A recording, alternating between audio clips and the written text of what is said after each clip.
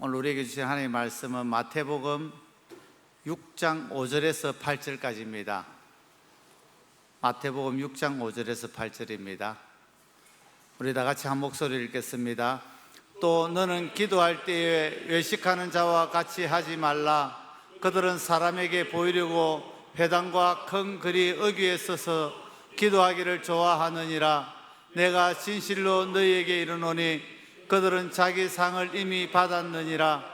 너는 기도할 때에 내 골방에 들어가 문을 닫고 은밀한 중에 계신 내 아버지께 기도하라.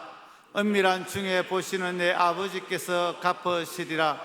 또 기도할 때에 이방인과 같이 중언부언하지 말라. 그들은 말을 많이 하여 들으실 줄 생각하느니라. 그러므로 그들은 본받지 말라. 구하기 전에 너희에게 있어야 할 것을 하나님 너희 아버지께서 아시느니라. 아멘. 담임 목사님 오셔서 말씀 전해 주시겠습니다. 할렐루야. 지난 한 주간도 평안하셨습니까? 우리 옆에 분들하고 잠깐 인사하실 때 구원의 감격 속에 신앙생활 합시다 인사하시기 바랍니다. 구원의 감격 속에 신앙생활 합시다. 우리 작년부터 구원의 새날이라는 교회 자체의 절기를 조금 만들었습니다. 작년에는 한 주일 이렇게 지켰는데 한 주일 그 간증을 막 여러 개를 하다 보니까 방송으로 막 하고 그러다 보니까 시간도 쫓기고 그래서 방송이 정확하게 전달이 안 되고 막 그래서 9월 한 달 동안 매 주일마다 구원의 감격에 대해서 같이 이렇게 간증하는 시간들 예배 시간에 같이 들어갔습니다. 우리는 항상 잊지 말아야 될 것, 나의 구원의 감격입니다. 구원의 은혜이고 그 구원의 감격과 은혜 속에서 우리는 언제나 그 기쁨들을 이렇게 나눌 수 있도록 나 자신도 돌아보고 다른 사람에게도 구원의 이야기를 나누어야 하고 더더욱이나 또 우리 다음 세대, 차세대들에게도 이 구원의 소식들을 쭉 전해주면서 하나님이 내게 행하시는 일들이 우리 차세대들에게도 일어나기를 간절히 소망하시기를 간절히 축복합니다. 그래서 오늘은 이따가 말씀 전하고 그 다음에 헌금 기도 시간 끝난 다음에 한병권 장로님께서 먼저 이렇게 하시겠습니다. 우리 물론 오늘은 은혜 받으신 이야기, 또 우리 교회를 섬기시면서 하신 이야기를 이렇게 하겠지만 다른 우리 분들은 구원의 감격의 소식들을 이렇게 같이 나누는 그런 시간을 가질 겁니다. 우리가 함께 교회 생활, 신앙생활을 이렇게 해도 또 앞에 장로님이고 앞에 안수 집사님이고 이렇게 하셔도 저분이 어떻게 예수 믿게 되셨나 이거 아시는 분들은 많이 없는 것 같아요. 그래서 이 구원의 새날 이렇게 만들었습니다. 우리도 스스로 이게 이제 한 달 동안 이렇게 들으시면서 또 목장에서 또 나하고 나눠야 되는 분들과 함께 예수 그리스도를 내가 어떻게 만나게 됐고 그 은혜로 내가 오늘도 이렇게 신앙생활 하고 있다는 것들을 같이 간증하시는 복된 은혜가 있으시길 간절히 축원합니다. 오늘부터 우리 한 3주 정도 주님 가르쳐 주신 기도를 통하여서 우리의 자신의 기도를 좀 돌아보는 시간을 갖겠습니다. 우리 교회는 우리 사랑하는 성도들은 찬양도 뜨겁게 하지만 또 기도도 뜨겁게 하셔서 굉장히 잘하고 계시는데 잘하면 잘할수록 하여간 벼는 익을수록 어떻게 돼요? 고개를 숙여야 돼요. 잘한다고 기도에 대해서 말씀 듣지 아니하고 또 예배에 대해서 말씀 듣지 않으려고 하는 건 옳지 않죠. 오히려 우리가 하나님의 말씀을 더 들으면서 우리의 기도가 잘못된 부분이 없나, 또 방향 틀어진 것들이 없나, 또 내 마음대로 하고 있는 것들이 없나 잘 점검하시고, 그래서 하나님이 우리에게 명하신 대로 우리가 능력 있는 기도 생활, 또 우리의 능력 있는 기도를 통해서 구원의 역사 이루어 가시는 복된 은혜가 있으시기를 간절히 축원합니다. 저는 자동차 운전을 이렇게 할 때 어떤 분은 나한테 이 소리를 하니까 제가 이 소리를 하니까 당장에 어떤 분이 저한테 그랬어요. 상처받았어요. 목사님 안 어울려요 그래가지고 되게 상처받았어요. 그런 소리 하지 마세요. 그러니까 저는 제 차에 항상 클래식을 틀어놓고 살아갑니다. 이게 벌써 반응이 미리 제재 안 했으면 더 큰 반응이 일어났을 것 같아요. 제가 클래식을 차에 틀고 다니는 이유는 뭐 내가 되게 고상해 보이겠다 이런 이야기는 아닙니다. 차 운전을 하다 보니까 빠른 곡들을 이렇게 하면 나도 모르게 자꾸 과속을 하게 돼요. 신나게 달려가게 되더라고요.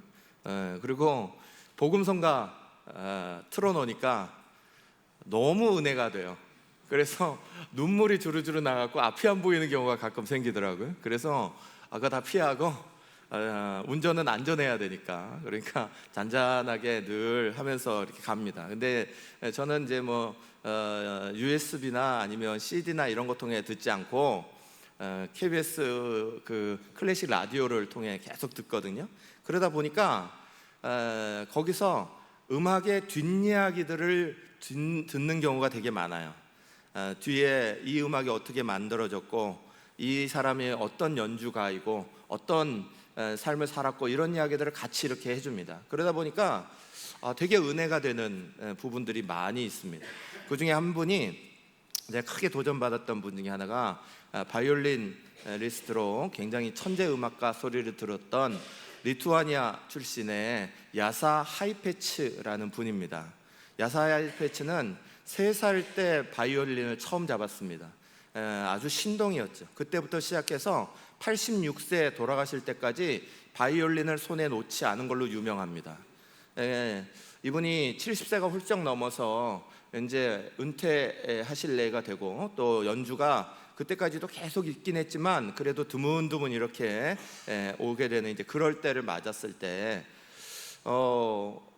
그래도 새벽마다 아침마다 꼬박꼬박 연습실을 가시는 거예요. 그래서 연습을 꼬박 하시는 거예요. 그러니까 어떤 기자가 물어봤습니다. 여기 물 좀 갖다 주세요.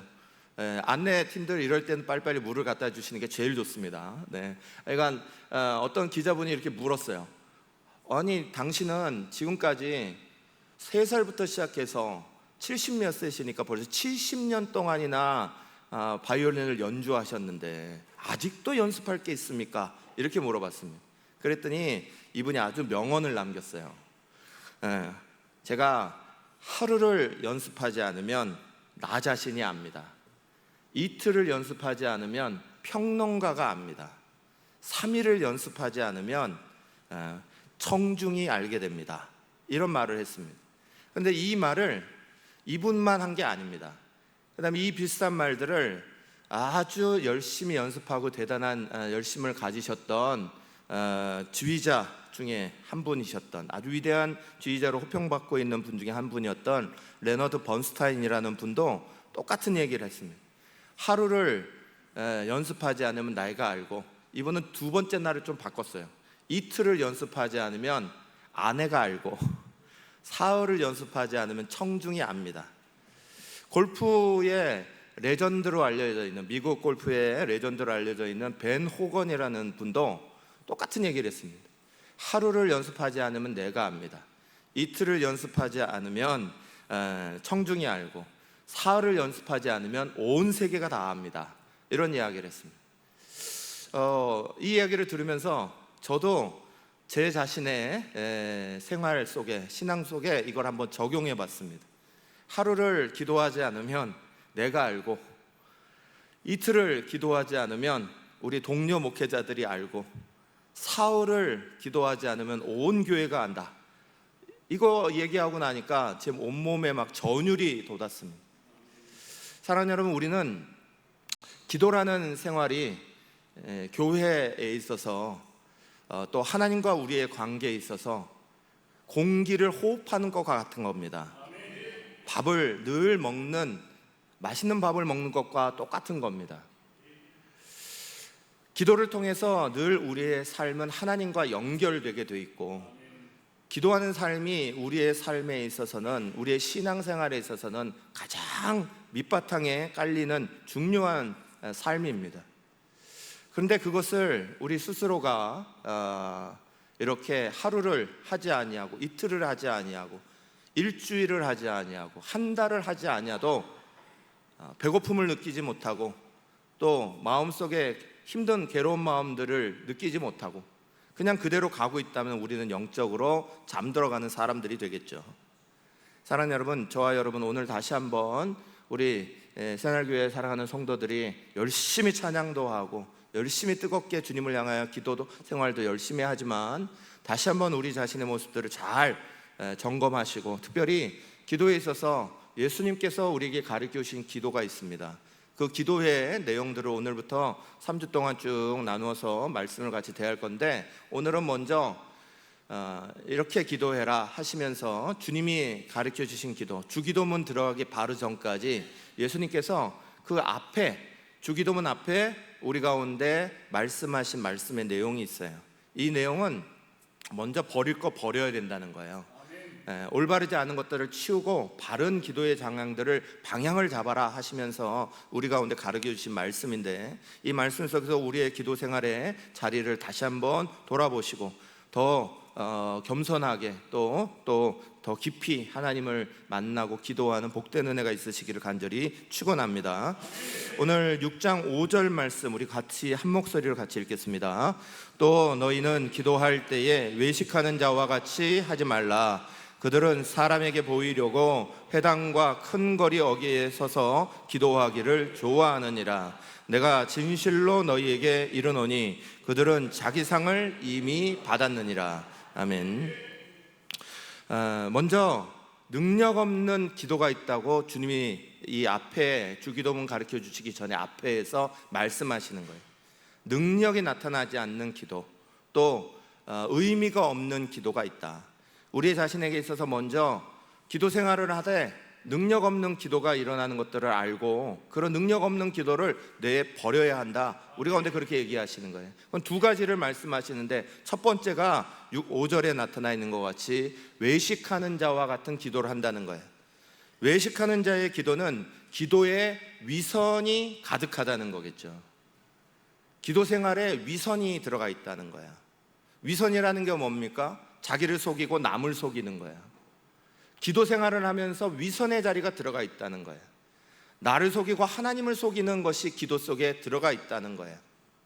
그 기도가 어떤 기도였어요? 그 기도를 사람에게 보이려고 이것을 하고 있다는 거예요. 기도는 분명히 대상이 하나님이십니다. 기도는 우리가 항상 하나님께 행하는 겁니다. 하나님이 바로 내 앞에 계시는 것처럼, 내가 하나님과 대화하고 있는 것처럼 하나님과 내가 지금 그렇게 만나 기도하는 겁니다. 그런데 그 기도의 자리를 마치 사람에게 보이려고 한다. 그래서 이들의 특징을 유대인들의 습관 속에서 찾아서 우리에게 말씀하셨어요. 이들은 회당이나 또는 큰 거리 어귀에 서서 기도하기를 좋아하느니라. 다른 사람들이 이거 보면서 이 사람 기도하고 있네, 이런 걸 알아주기를 바란다는 거죠. 오늘의 사회와 유대 사회는 달랐습니다. 유대 사회는 굉장히 종교적인 사회입니다. 뭔가 한 자리를 하려고 하면 반드시 사람들에게 이 사람의 경건이 입증돼야 되는 겁니다.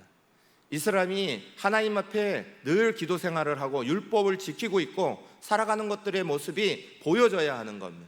그래야 뭔가 정계 진출도 하고 또 중요한 자리에 하나를 맡기도 하고 이런 일들이 주어졌습니다.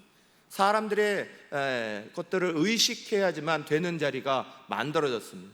그러다 보니까 이들은 사람에 보이려고 보이는 자리 가서 먼저 서서 그렇게 기도하더라. 그런데 예수님은 이것을 분명하게 지적하셔요. 무엇으로? 외식하는 것으로. 위선이 들어가 있다. 기도 가운데 정직함이 없고 진실함이 없고 하나님과 깊은 만남을 하려는 그 간절한 마음이 없고 중심이 없는 기도, 그것으로 하나님 앞에 나아가려고 하고 있다. 사랑하는 여러분, 예수님의 기도는 굉장히 뜨거운 기도였습니다. 예수님의 기도는 부르짖는 기도입니다. 왜 부르짖는 기도냐? 대표적인 예로 예수님의 기도에 겟세마네 동산의 기도를 우리는 늘 떠오릅니다. 예수님 겟세마네 동산에서의 기도는 성경에 정확하게 표현 있는 대로 땀방울이 핏방울 되는 것 같은 기도였습니다. 얼마나 자기 자신들을 하나님 앞에 내어놓으셨는지, 뜨겁게 하나님을 만나려고 부르짖으셨는지 땀방울이 핏방울처럼 되는 그런 기도였습니다. 위선이 가득한 기도가 아니라 내가 온갖 것을 다해서 주님을 만나려는 기도였습니다. 내가 온갖 것을 다하여서 하나님만 의지하려고 하나님만 잡으려 하는 기도가 예수님의 기도였습니다. 기도 위선이 가득하면 사람이 보입니다. 사람이 의식되는 겁니다. 기도를 하면서도, 통성기도를 하면서도, 내가 하나님 앞에 기도하면서도 내 기도를 혹시나 누구 들을까 사람이 의식됩니다. 내 자신의 모습들을 하나님 앞에 다 드리지 못하고 주변이 보입니다. 내가 잘하고 있으면 잘하고 있는 것들이 보였으면 좋겠고, 못하고 있으면 못하는 것들이 보이면 안 된다는 의식이 늘 우리 가운데 있게 됩니다. 사랑하는 여러분, 우리의 기도 가운데 어떠한 기도든지 외식이 떠나가시를 간절히 축원합니다. 두 번째 기도는 7절 말씀에 있습니다. 7절 같이 읽겠습니다. 또 기도할 때에 이방인과 같이 중언부언하지 말라. 그들은 말을 많이 하여야 들으실 줄 생각하느니라. 아멘. 사랑하는 여러분, 오늘 말씀 가운데 오해가 없으시길 간절히 바랍니다. 이 말씀이 우리가 하나님 앞에 열심히 통성기도하고 또 우리가 하나님 앞에 반복적으로 기도하고 그렇게 하면 안 된다 하는 말씀이라고 생각하시면 큰 오해입니다. 여기 나오는 중언부언이라는 단어는 헬라어 바톨로게오라는 단어입니다. 이 단어는 직접적으로 번역하면 이겁니다. 쓸데없는 말이 많다, 이겁니다. 쓸데없는 것을 많이 말한다. 우리가 기도하는 가운데 우리의 기도에 정말 의미 있고 목적을 가지고 있는 기도라면 반복하고 반복해도 아무런 문제가 없습니다. 그러나 쓸모없는 말들을 사람에게 하듯이 하나님에게 하고 있는 이들이 많다는 겁니다. 우리도 사람과 대화할 때, 기도는 기본적으로 하나님과의 대화인데, 대화라는 것을 할 때 상대방의 사람이 계속 했던 말을 또 하고 했던 말 또 하고, 내가 그거 이렇게 저렇게 한다고 말을 해도 또 하고, 이렇게 저렇게 풀어도 또 하고, 이러고 있으면 과연 그 사람과 대화가 잘 이루어지겠습니까? 사랑하는 여러분, 우리의 삶에서도 하나님은 우리의 기도의 가운데 쓸모없는 기도가 없기를 바란다 그러셨어요. 제가 요즘에 우리 토요일이 되면 청소년들 이렇게 만나서 상담을 쭉 하고 있습니다. 토요일 날 상담하는 중요한 이유는 이 아이들을 제가 직접적으로 가르치는 자리에 있지는 않으니까 건너서 항상 듣게 되니까 우리 청소년들 자라나는 모습을 제가 직접 아이들의 모습 속에 어떤 모습인지 좀 보고, 그리고 나서 이제 이 아이들 앞으로 진로와 진학과 뭐 이런 여러 가지 것들을 이렇게 놓고 고민할 때 이 아이들에게 맞게 하나님 앞에 기도하고 비전과 길을 좀 같이 찾아줘야겠다 이런 생각으로 몇 주 전부터 토요일마다 이제 이 청소년들하고 같이 이런 상담하는 시간들 한 명 한 명을 지금 하고 있습니다. 그런데 그 하는 가운데 어떤 친구가 이제 그런 얘기를 하는 거예요. 많은 이야기들 중에 이들이 하는 고민 중에 큰 고민 중에 하나는 하나님하고의 관계성에 대한 것들이 고민이 되게 많았습니다. 그리고 다른 사람과의 관계에 대한 것도 고민이 되게 많았습니다. 그리고 나서 그 다른 사람과의 관계, 하나님과의 관계 속에서 이렇게 한다는 거예요. 늘 얘기하고 나서 돌아가면 내가 한 말이 되게 후회가 된다는 거예요. 그 집에 가서 계속 곱씹어 본다는 거예요. 또 생각해보고 또 생각해보고, 내가 오늘 이 말을 던졌는데 내가 오늘 말을 잘못한 것 같아. 내가 이렇게 말을 많이 했는데 그 말을 안 했으면 어땠을까, 이런 생각으로 우리 청소년들이 고민하고 있는 친구들이 꽤나 많았습니다. 사랑하는 여러분, 우리가 사람하고 대화할 때도 내 말이 쓸모없는 말인가, 쓸모없는 말을 던졌으면 저 사람에게 상처가 됐으면 어떡하지, 저 사람이 잘못 받아들였으면 어떡하지, 우리는 고민합니다. 우리가 하나님과의 대화 속에, 하나님과 기도하는 가운데 쓸모없는 말을 얼마나 많이 하고 있는가에 대해서 우리는 얼마나 많이 고민하고 계십니까? 내가 이 기도를 하나님 앞에 드려야 되는 것이 옳을까? 하나님 앞에 저 정직하게 내 모습을 다 내어놓는 것이 옳지 않을까? 우리에게 이런 고민은 우리를 하나님 앞에 정직하게 만들어주는 겁니다. 위선의 자리가 아니라 사람의 자리가 아니라 하나님이 내 눈앞에 보이도록, 하나님이 내가 간절히 기도하는 것들 속에 함께 하시도록 만드는 아주 중요한 고민이죠.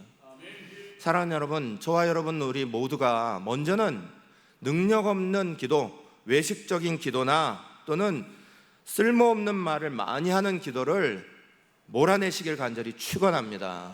그리고 그 기도 가운데 나의 중심을 담으십시오. 나의 신앙을 담으십시오. 내가 하나님 앞에 정말 간구해야 되는 나의 마음의 깊은 곳을 담으시기를 간절히 축원합니다. 그것을 위하여서 그 다음 말씀이 우리 가운데 가르쳐 주시는 게 있어요. 6절 말씀입니다. 같이 읽겠습니다. 너는 기도할 때에 내 골방에 들어가 문을 닫고 은밀한 중에 계신 내 아버지께 기도하라. 은밀한 중에 보시는 내 아버지께서 갚으시리라. 아멘. 이 말씀도 오해가 없으시길 바랍니다.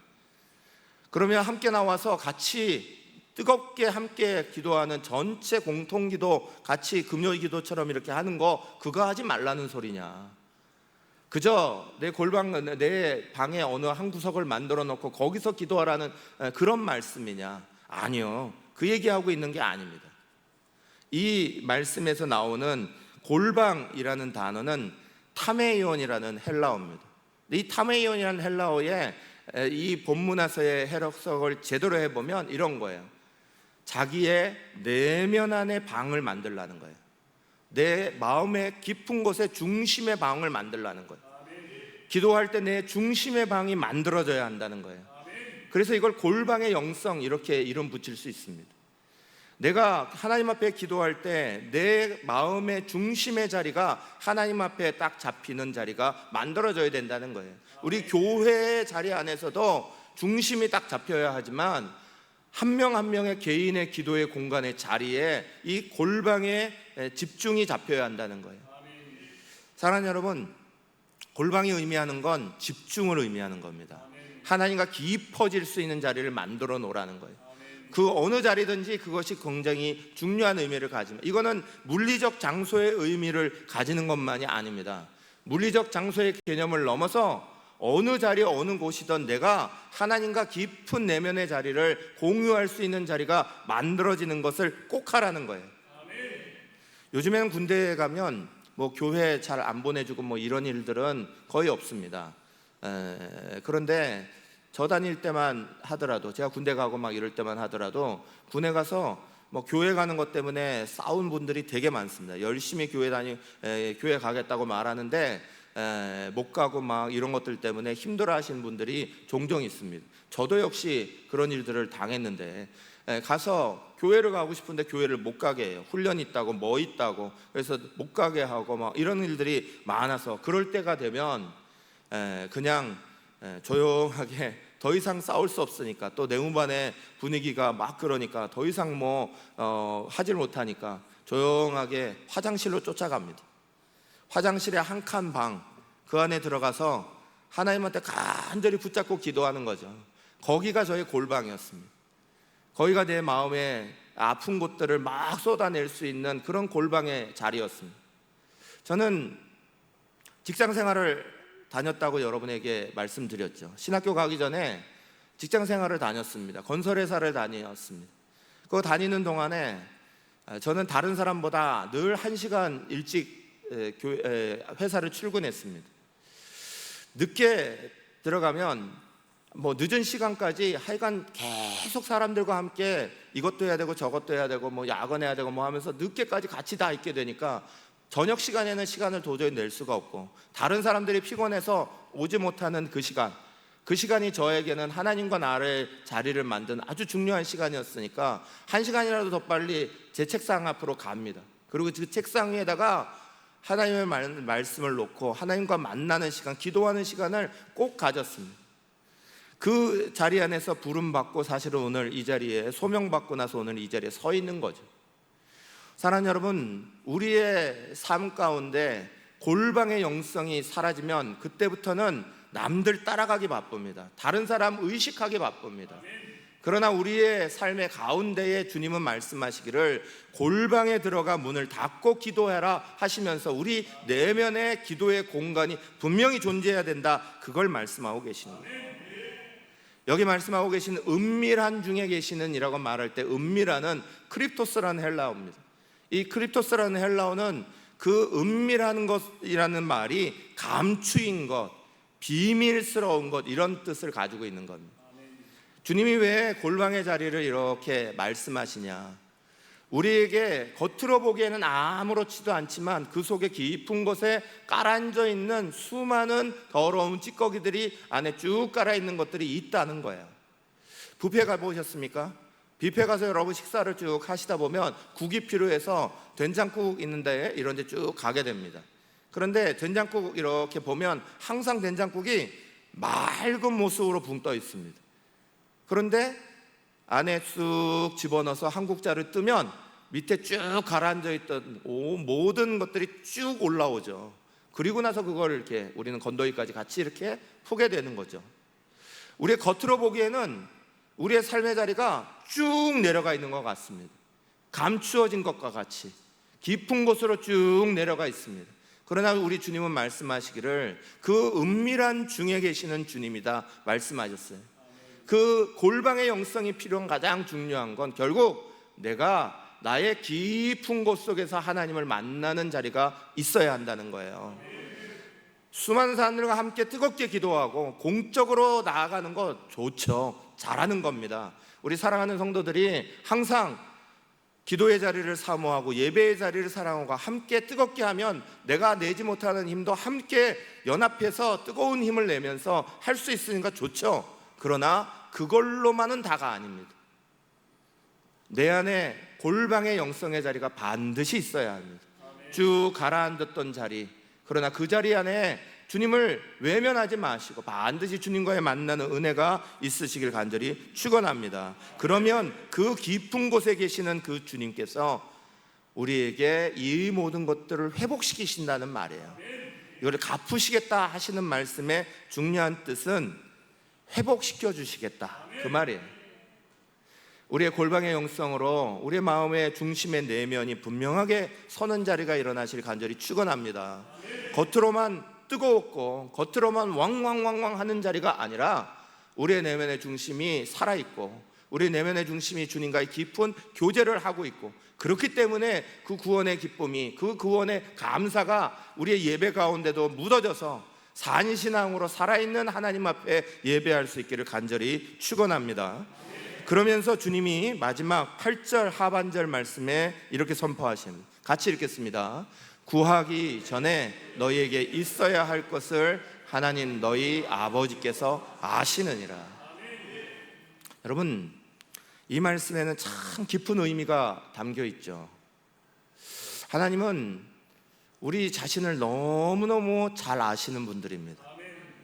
우리가 감추려 해도 감출 수 없는, 우리가 깊은 곳에 묻어뒀다고 해도 우리 주님은 그 깊은 곳을 다 들여다보시는 분이에요. 우리가 하나님 앞에 기도하면, 어떤 문제가 있어서 하나님 앞에 이렇게 간구하고 기도하면 하나님은 그 기도에 이렇게 집중하시다가 이렇게 말씀하시곤 해요. 네가 진짜 기도해야 될 게 그거니? 라고 물으십니다. 너가 정말 나와 기도해야 될 내용이 그거야? 라고 물으실 때가 많습니다. 주님은 깊은 우리의 은밀한 곳에 있는 것들을 아시는 분이기 때문에 그래요. 그래서 우리가 어떤 문제 하나를 놓고 하나님 앞에 막 기도하다 보면 그 문제의 자리를 막 통하여서 정말 하나님과 깊은 대화의 자리를 하는 것들을 경험합니다. 제가 우리 장로님하고 우리 강장로님하고 이런저런 이야기를 막 합니다. 우리 이런저런 이야기를 막 하다 보면 처음에 만났을 때는 이슈가 이겁니다. 그래서 이 이야기를 막 하다 보면 이야기가 조금 깊어지고 또 거기에 대해서 더 많은 이야기를 하다 보면 교회의 다른 구석구석에 있는 이야기들을 당연히 더 많이 하게 됩니다. 진짜 우리가 신경 써야 되고 함께 해야 되는 자리는 이런 자리야 하는 것들을 그 대화하는 중에 찾게 되고 발견하게 되고 더 많이 기도하게 되는 거지. 하나님하고 우리의 자리가 같습니다. 우리가 어떤 문제가 있으면 하나님 앞에 나오기 쉽죠. 그러나 그 문제 때문에 기도하다 보면 하나님은 늘 우리에게 물으십니다. 너가 정말 기도해야 될 자리가 그 자리니? 너가 정말 나와 간구해야 될 자리가 그것밖에 없어? 라고 물으실 때가 많은 거예요. 왜냐하면 우리 속에는 어느 틈엔과 된장국처럼 겉은 맑은 것으로 바뀌었으나 속으로 다 가라앉아 있는 것들이 보이기 때문이죠. 하나님은 그거 아신다는 거예요.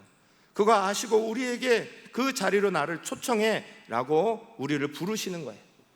사랑하는 여러분, 주님과의 간절한 기도 속에 분명하게 외식의 기도, 또 분명하게 중언부언하는 기도, 쓸모없는 말을 많이 하는 기도 몰아내셔야 합니다. 그러나 반드시 잡아야 될 것도 있습니다. 우리의 중심에 골방의 영성을 가지는 기도가 잡혀야 합니다. 우리의 깊은 곳으로 가라앉아 있는 자리에 주님을 초청하고 주님과 만나는 기도의 영성이 살아나야 합니다. 그럴 때 주님의 회복을 경험한 사람이 그 하나님의 은혜 속에 다른 사람에게도 놀라운 하나님의 역사를 같이 전하게 되는 거예요. 이 내면의 기도를 잘했던 사람으로 알려진 사람이 낙타 무릎을 가졌다고 알려진 야고보라는 사람입니다.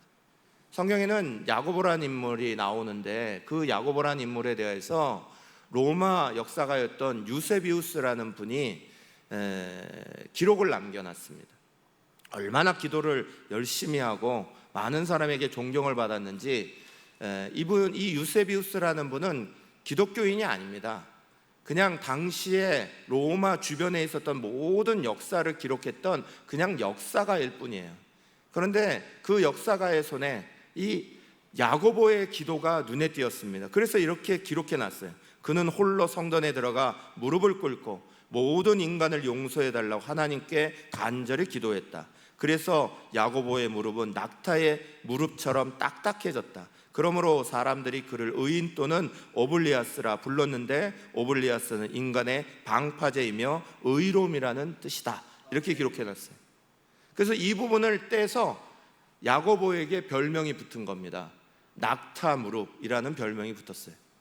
왜 낙타 무릎에 비유했을까요? 낙타는 중요한 세 가지 특징을 가진 동물이에요. 사막에 살아가는 데 있어서 아주 적합하도록 자신을 만들었습니다. 그래서 제일 첫 번째가 눈썹이에요. 눈썹이 이렇게, 낙타의 눈썹은 길어 올라갑니다. 가끔 우리 권사님들 중에 제 눈을 보시고는 목사님 눈썹 하셨어요? 그러시는 분이 가끔 있어요. 제가 이렇게 눈이 이렇게 올라가 있대요. 그것 때문에 제가 이렇게 눈이 예쁘구나 하는 걸 알았습니다. 좌우간 낙타의 눈썹이 길고 이렇게 돼 있어요. 왜냐하면 사막의 바람을 막기 위해서 자연이 그렇게 됐답니다. 또 우리가 잘 알듯이 낙타의 가장 큰 특징은 물이죠. 혹이죠. 혹. 그 혹 안에 물을 가두고 있는. 그럼 왜 그런지 다 아시잖아요. 오랫동안 그 낙타가 사막을 걸어갈 때 물을 저장해 둘 만한 곳이 자기 유일한 혹밖에 없기 때문에 그렇게 됐다는 거예요. 그리고 나서 또 한 가지 중요한 것이 낙타의 무릎입니다. 낙타는 딱딱한 무릎을 가지고 마치 사람처럼 딱 무릎을 꿇을 수 있습니다. 다른 동물과 달리 딱 우리처럼 무릎을 꿇는 동물입니다.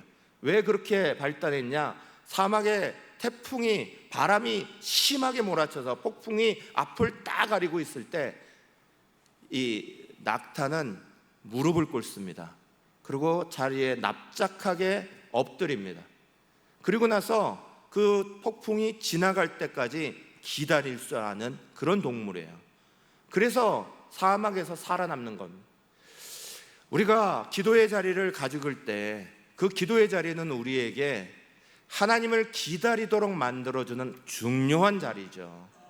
기도는 하나님을 기다리는 자리입니다. 이 폭풍우 속에서, 이 놀라운 이 험난한 바람 속에서 무릎을 딱 꿇고 그 태풍과 같은 바람이 지나가고 그 모래 폭풍이 지나가고 앞을 나갈 수 없는 상황 속에서 무릎을 딱 꿇고 하나님이 어떻게 인도하시는지, 우리의 길이 어떠한지를 볼 수 있는 낙타의 무릎과 같이 기도하는 사람의 무릎이 그러해야 된다. 초대교회부터 내려오던 우리 모든 교회의 중요한 전통입니다. 마지막으로 그래서 여러분에게 책을 하나 소개하고 싶어요. 우리 교회 도서관에도 있는 책입니다. 무릎으로 사는 그리스도인이라는 책입니다. 무릎으로 사는 그리스도인이라는 책은 무명의 그리스도인이 저자입니다. 다시 말해서 거기에는 정확한 저자가 없습니다.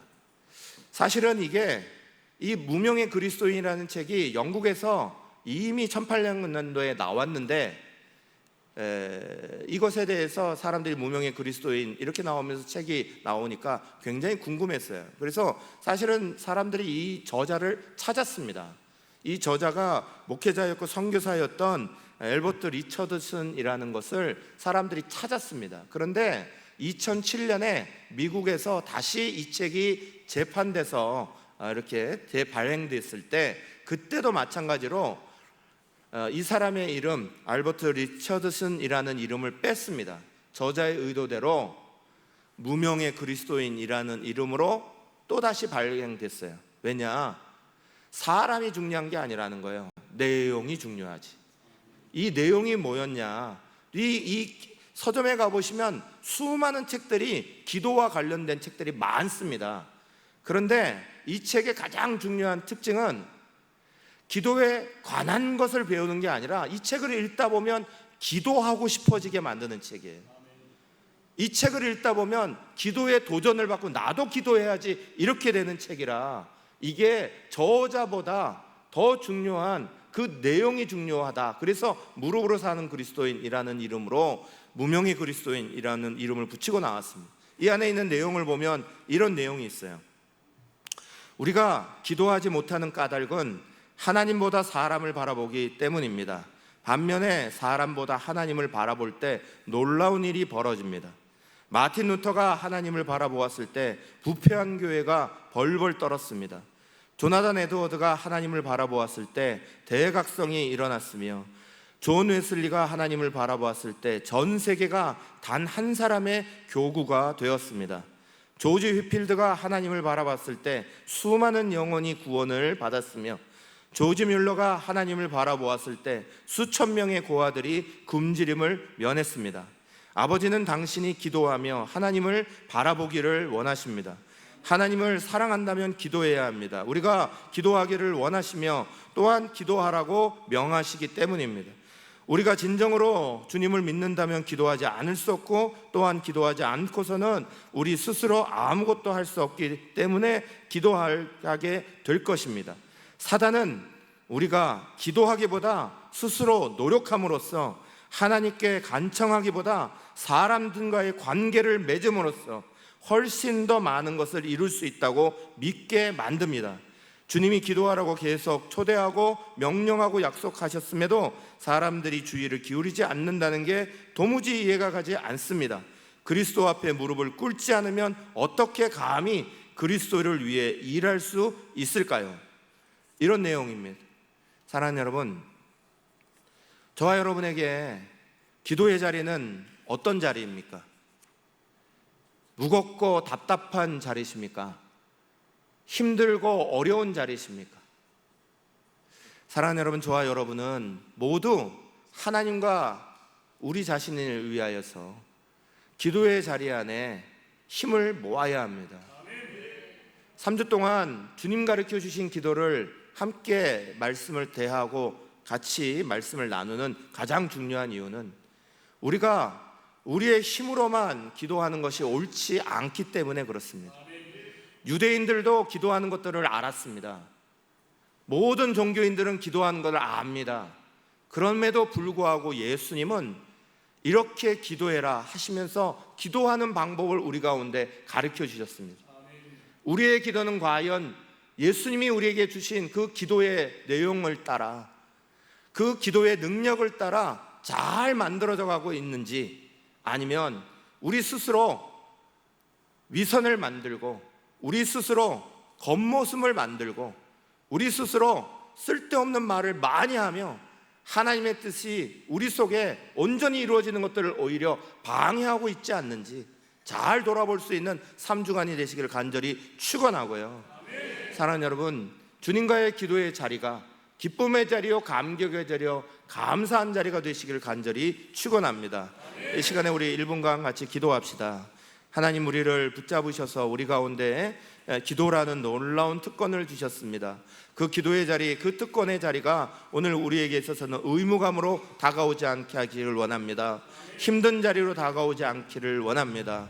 우리의 마음속에 무엇보다도 중요한 골방의 영성, 내 내면의 자리가 어느 자리에 오는 곳에 있더라도 그곳을 깊이 주님과 만나는, 주님과 집중할 수 있는 자리가 만들어지게 하여 주시옵소서. 어떤 환난, 어떤 자리에 있어서도 정말 우리가 외식하는 것이나 중언번하는 것이나 또 검붙을 만들어내는 어리석은 기도의 자리든 다 내어버리게 해 주시옵고, 진심으로 정직하고 중심이 있으며 주님께서 정말 받으실 만한 주님과의 깊은 대화가 일어나는 기도가 일어나도록 주여 외치며 함께 기도하겠습니다.